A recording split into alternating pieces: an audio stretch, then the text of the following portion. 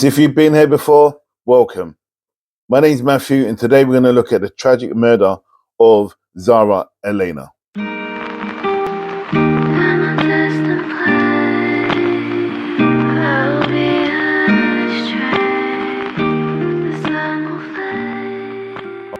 So greetings, welcome back to Murder He Wrote. So today we're going to go to a place called Ilford in London. Well, actually it's in Greater London, which is just outside London. So let me tell you a bit about Ilford and what it is like now and what it was like during the war. So during the war, it was a place where they used to make ammunition for the Allies, obviously going against the Germans. And with a part of that situation, and when they were making obviously the ammunition for the Allies, it was heavily bombed, as most of the East End was, by the Germans, especially in the Second World War. So let's fast forward to probably around the 1950s, 60s and 70s, and today. Now, Ilford is a diverse area. You have people ranging from multicultural backgrounds. And with those enriched people, you're going to get diverse foods, cultures, and views. Some positive and some negative. But we're not focused on that today. We're focusing on one young lady who was from the Pakistani community. Very talented, very knowledgeable, and had a driven mind to succeed and a spirit to match. So let's talk about the lovely Zara Eleena. Zara Eleena was 25 when, unfortunately, she passed. But let me talk about her as the individual. Now, they say that Alana was an amazing woman, so I'm going to refer to her as Zara. Zara was actually a lawyer. She became a lawyer in the end, or trained to be a solicitor. From the age of when she was young, she always knew she wanted to be a solicitor, but when she was younger, she was very much into her dance. She was very much into tap dancing, ballet as well. So she was apparently light on her foot. And she has such a good nature, and she always was there for her family. In fact, she went to study and also work to look after her mother and grandmother. Now, again, I think she was one of five, and she was the youngest. So I can understand where she's coming from, myself being the youngest of five. But Eleena, they said, was a caring, compassionate, loving, and supportive individual. In fact, while she was studying and also working, she was actually volunteering to help the homeless. Now you can imagine her time studying and working, plus looking after her grandmother and mother.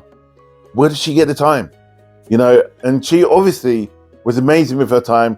And she also ran her friends saying that she was the type of person that would always have time and always would be there for them. And this is the type of person Zara was. So let's just talk about this other individual. But no, in fact, let's just talk a slightly bit more about Zara. Zara was born in the winter of 1986.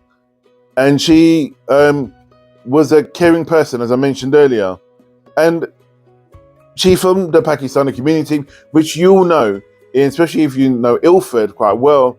It's even though it's diverse, there is a strong concentration of people from that background that are there, that came in probably in the 1950s, 60s and 70s and settled in that environment. So let's talk about the night, unfortunately, when Zara passed away and was murdered. So Zara done a normal routine. She went out and she met up with her friend. And now that day was really warm. It was a warm day, so Zara decided to meet up with a friend, go for dinner, hang out for a bit, and as you do, mix with her friends. And really, that's the type of person she was. She was always there for her friends. And this time, even though the community he was from, she still was very much, and I hate using the word, westernized. In fact, she was born here, but she very much loved her culture, but she also loved the culture of the UK And she also helped people in her community and people outside the community, especially around the homeless. But let's talk about the night she was out with her friend. It was a warm night. So obviously anyone who knows who's been out and it's the weekend and it's a warm night, you're going to just chill, have a few drinks, have a nice meal, spend time with the people that you care about and you love, right? And this is exactly what Zara did, and she had a good circle of friends. So as far as I was aware, it was about midnight when she decided to leave the establishment where she was eating with her friend. And then she, instead of getting a cab, as you've normally done, she thought, you know what, it's a nice night. It wasn't too far where she had to walk to get back home, so she decided to walk. And I think this changed many lives, especially her family and her friends, and the world, actually, especially the UK. So let's talk about the individual who committed the crime, the murder. His name was Jordan McSweeney, but I should refer to him as McSweeney. And the reason is because I don't want to give him the energy, because my son is called Jordan. So I'm going to stick with McSweeney. So McSweeney was a 29-year-old, and according to research, from what I found out, he was a bit of a bad penny. When he was younger, teens, he was in and out of prison. In fact, I think he spent more time in prison than he did out of prison. So again, they said when he was in prison, he was sexually assaulted, and he was also beaten up and assaulted quite a bit when he was in prison. Going back before he went into prison, before he was a teenager, apparently he was assaulted as well, sexually assaulted. And also he was a bit of a violent individual and used to be bare knuckle fighting. If you don't know what that is, that means that you fight like boxing, but without gloves, and you just use your fist. And then if you knock the person out, you knock the person down, then you've won the fight. And he was roughly around 29, and he had 20 convicted offences. In fact, you know, on the night that he committed this crime, he was on tag, right? And he had to report to the probation service. Now, this is a failure even in the probation service, because he had a registered address, and apparently twice he never showed for the meeting, and they never tracked him down, or they couldn't find him in order to ascertain what he's been up to. In fact, he was staying in a caravan park in Ilford at the time. So let's talk about the night of the crime. No, actually, let's just go back slightly more just to keep on McSweeney. McSweeney was also released in June, roughly around June 2022, around the time when this took place. Remember I said about he was on tag? That's when he was on tag, was at that time. Now let's talk about the night poor Zara was murdered. So McSweeney was at a pub, and he was being a nuisance, really. He was getting drunk, as you do. A lot of people just go there and don't get drunk, but he was there getting drunk and causing issues. He was harassing women in the pub. In fact, he was removed from the pub because he was harassing a barmaid, and she felt quite threatened by him, so they removed him and kicked him out of the pub. And you can see some of the footage I'm going to put up now. As he left the pub, he was staggering through Ilford, cut out of his face. It was just literally not right. And in fact, the camera picks up on how much of a threat he was to himself and to others by walking in the road, one, almost being hit by a bus and being hit in the face by a bus, and two, being hit by a car. But yet, why didn't the camera crew pinpoint this guy and get the police to pick this guy up? Obviously, he wasn't causing an offense. So they decided, he just carried on walking about the Ilford, walking out Ilford on his way back to, actually, I don't think he was on his way back to the fairground where he was staying. I feel, according to what I found, is that he was just walking around and he was just out of his head anyway. So he decided to stalk women that night. And this is when it gets really, really chilly. In fact, there was two times he stalked two women. The first one, he followed for about a mile. And she was aware of him after a while and noticed he was following her. So she decided to go into a shop. She went into the shop. He came in after her, but they removed him from the shop and he decided to hide around a corner. She came out, right, unbeknowing that he was outside waiting for her. So therefore he was after her. And so he was on the left. She must have spotted him and went to the right. He followed her, but obviously he was drunk. She outrun him. Yeah, so she managed to get away. Thank God she got away.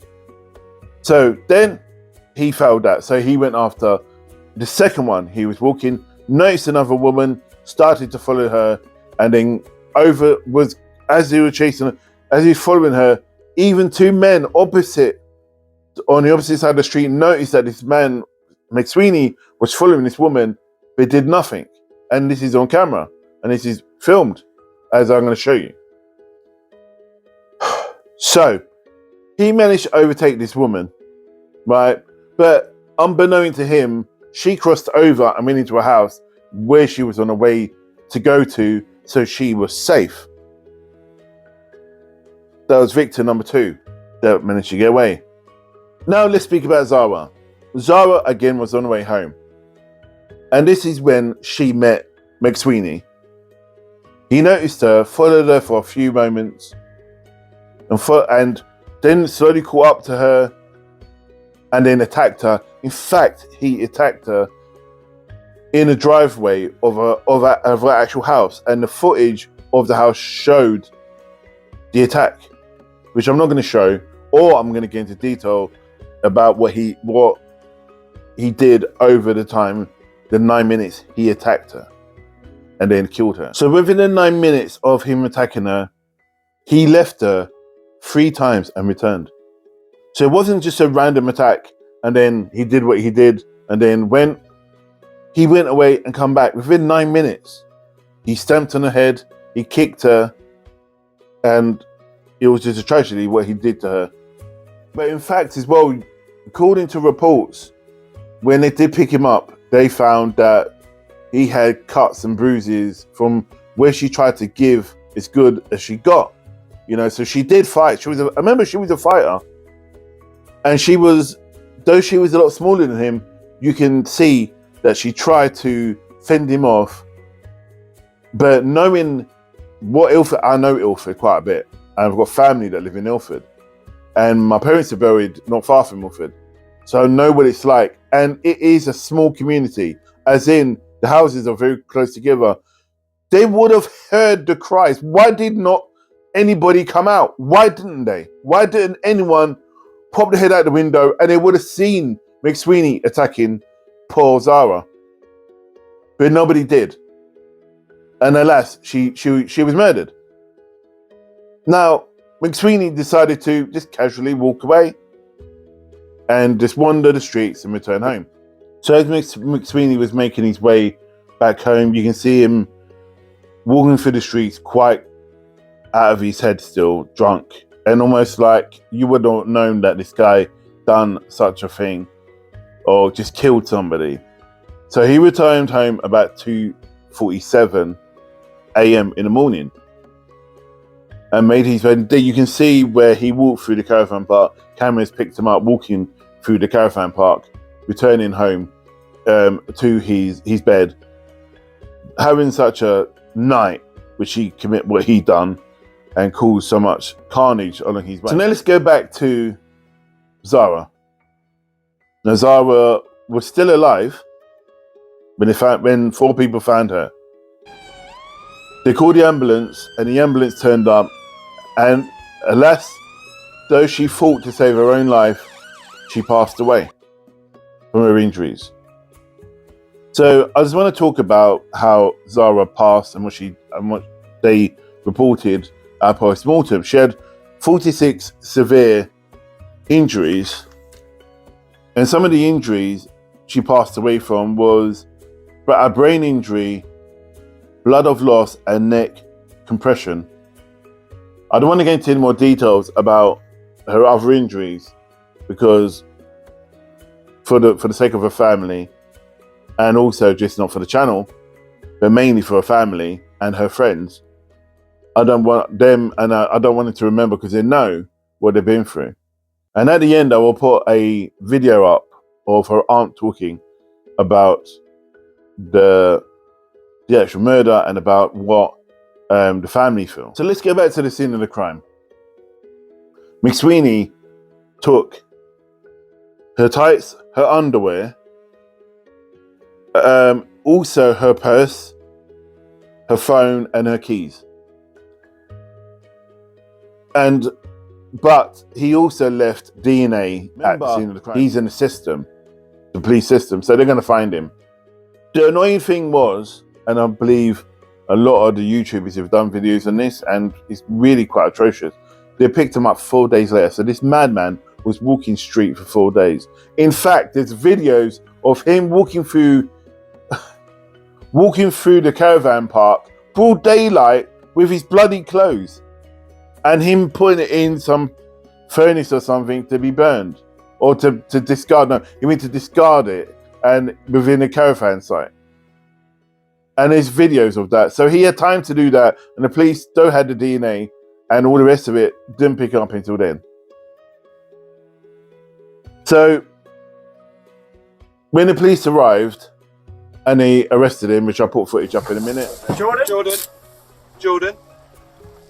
Jordan McSweeney, you're under arrest for rape and murder of a female at Cranbrook Road, okay, on the 26th of June 2022 in the early hours of the morning. You do not have to say anything, but it may harm your defence if you do not mention, when questioned, something you later rely on in court. Anything you do say may be given in evidence. Do you understand? Stand up. All right. Okay. I got it. Yep. Come forward. Just going to search you now, all right? Yeah.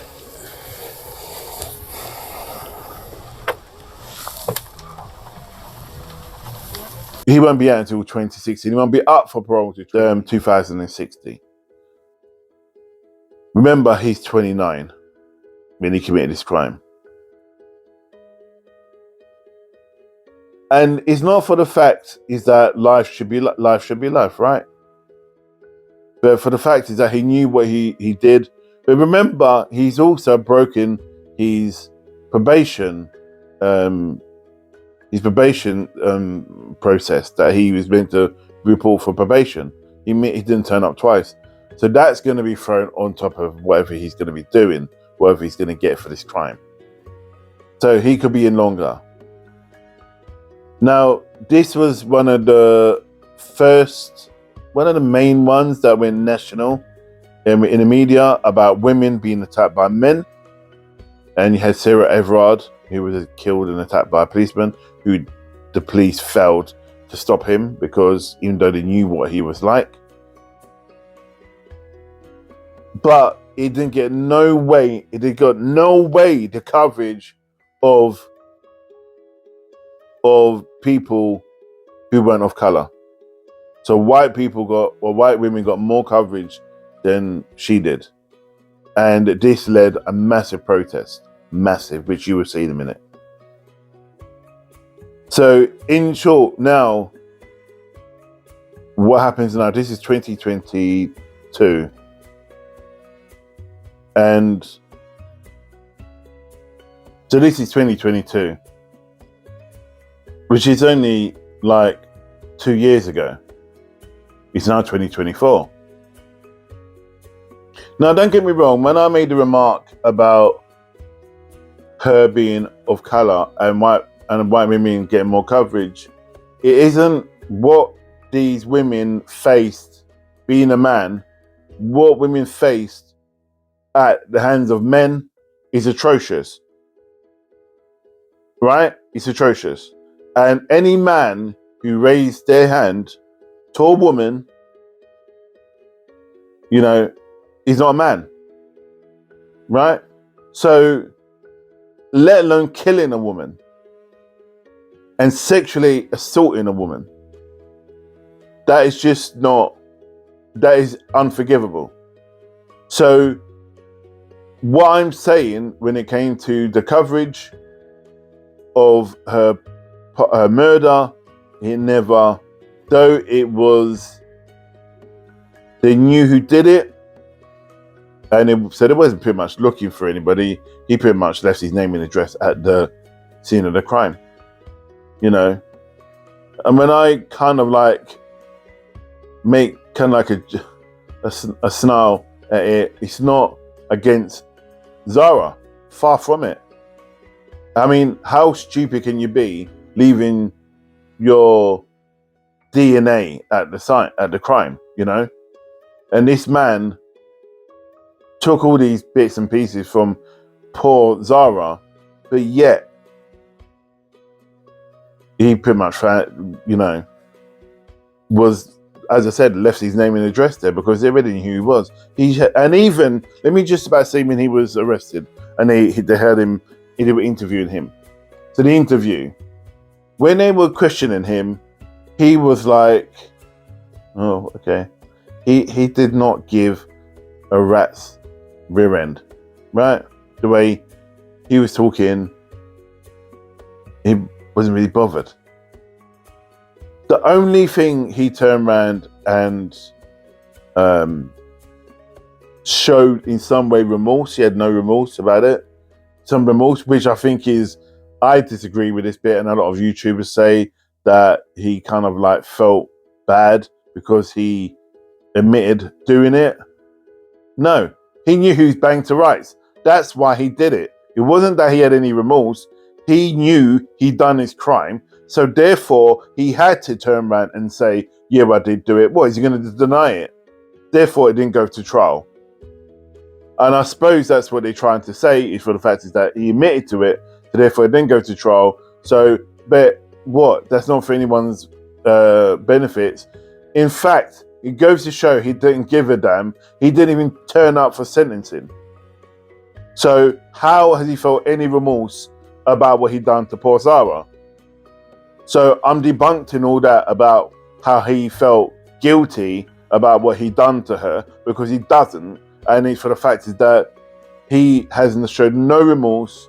And for the fact is that everything that why they convicted him and how they convicted him was there, and they had evidence, solid evidence. They found the clothes, the bloody clothes that had Zara's DNA on it, his DNA in it, and the cameras, the pictures of him, they had it all on camera, and they found it. He lived in the caravan park, which is like just ludicrous, really.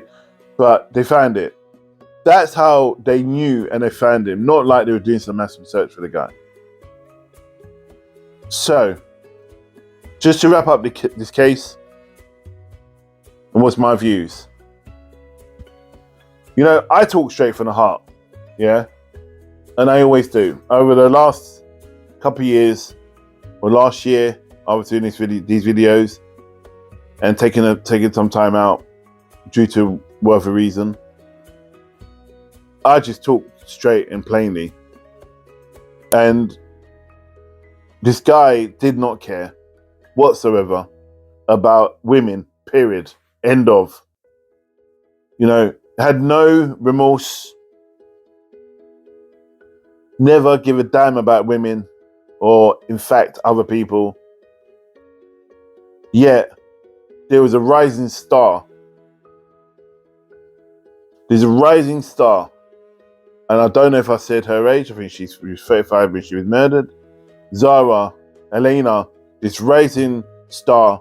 In fact, I forgot to say, she actually worked at the Royal Courts of Justice in London. And she had so much potential to work in the field I want to get into, looking to get into, and that's with civil rights and helping other people. In fact, she was helping people who were like immigrants and people who were, there's another name for it, I can't think of the name, it eludes me right now. But people that tried to find refugees, that's the word I'm looking for. Refugees, she worked a lot with refugees. So she had such potential in her life, but unfortunately, she had to return home to be with God again. But she would not be forgotten. And these videos that I do, and why I want to do these videos, is to not promote these murderers, is to promote these individuals.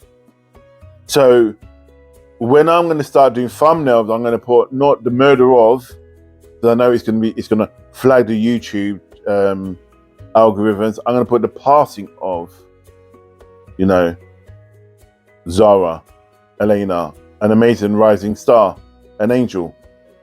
And much love to her family and friends, you know, who she went out and they didn't even get a time to say goodbye, a chance to say goodbye, because this person murdered her, you know. So I'm going to leave some footage now for you to have a look at from her aunt, the police, and bits. But I would, between the videos, I'll put some videos of, you know, the individuals who was involved in this tragedy. But thank you for being here, and please stay and watch and listen to the videos, because it is really inspiring and important that this doesn't happen again.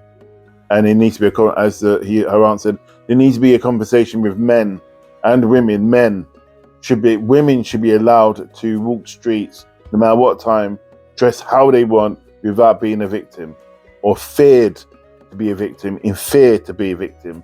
They should be allowed to be who they want to be, and men not being acting like dogs in a way towards other women. So anyway, I leave that with you, and look forward to doing more videos for you. And again, I'd like to dedicate this to Zara Eleena's family, and this one's really close to my heart because she worked with homeless. She was the whole female thing. This is my sister last year, and it's in Ilford. I know Ilford. I'm from London. I'm from East London, so it's not far from where I grew up. So I leave this with you, and look after yourself. And as I said, and I say in all my videos, these don't always happen, but be vigilant. Make wise decisions. If you're male or female, make wise decisions. If you're coming home at night alone, go with somebody home if you can. Obviously, somebody you know, but be vigilant if you can't. Be vigilant. Be safe. Yeah. Because though you are having a good time, others are out there to cause harm. So stay blessed, stay safe, and God bless. And I'll see you in my next video. Thank you. For us, even though we have this huge gap in our lives, this huge hole, and our lives will never be the same.